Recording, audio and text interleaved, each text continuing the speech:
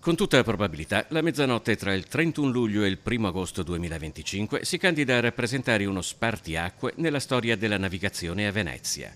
Dopo 2 mesi di sperimentazione, infatti, il sistema Barca Velox entra ufficialmente in funzione, rilevando e in caso multando tutte le imbarcazioni che non rispettano i limiti di velocità.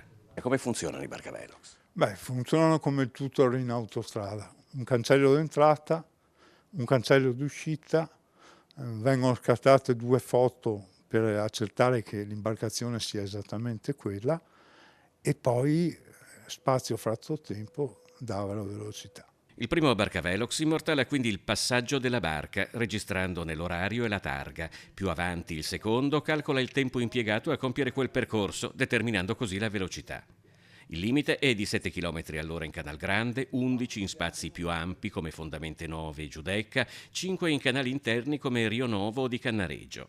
Il sistema considera una tolleranza di 2 km all'ora e un arrotondamento di 1 chilometro. Basta superare di 1 chilometro il limite, con la soglia di tolleranza ovviamente, la multa di quant'è? 150 euro più le spese.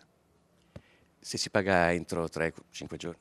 Non c'è lo sconto, in acqua non si applica lo sconto 30, In compenso se si paga in ritardo. si raddoppia la sanzione. Le parole d'ordine sono più sicurezza e meno motondoso. Venezia è oramai attraversata quotidianamente da un traffico enorme, che spesso si dimostra poco sensibile al rispetto dei limiti di velocità, come testimoniano i dati raccolti in 2 mesi di sperimentazione dei Barcavelox. Abbiamo visto che ovviamente i tassisti corrono, un po' con sorpresa abbiamo visto che anche i trasportatori merci non rispettano i limiti di velocità e poi la parte del diporto è circa il 15% delle sanzioni.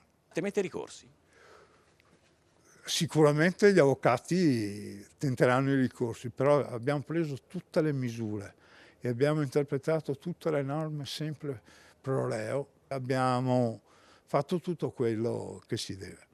Tra l'altro le immagini che non sono utilizzate ai fini sanzionatori vengono immediatamente cancellate.